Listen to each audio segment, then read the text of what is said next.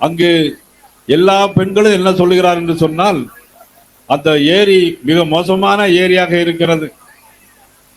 இந்த ஏரியில் 5 ஆண்டு காலம் இந்த சட்டமன்ற உறுப்பினராக இருக்கக்கூடியவர் எட்டி கூட பார்க்கவில்லை. சிப்காட்ல இருந்து எல்லா கழிவுகளும் அந்த பகுதியில் வருகிறது. குழந்தைகளுக்கு மூச்சு திணறல் வருகிறது.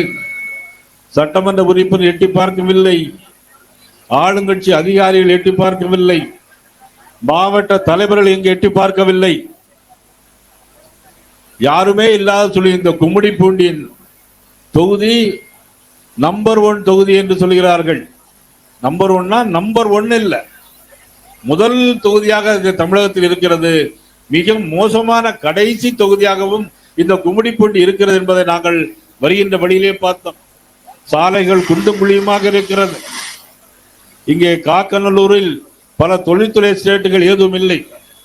திருவள்ளூர், கும்மிடிப்பூண்டி, திமிழில் விசை குண்டும் குழியும் மட்டுமல்ல, எரியாத தெருவிளக்குகள், சிறு மழைக்கும் வெள்ளம் தேங்கி நிற்கும், தொடரும் மழைக்கும் வெள்ளம் தேங்கி நிற்கின்ற மோசமான ஒரு சூழல் இருக்கிறது என்பதை நாங்களும் பார்த்தோம்.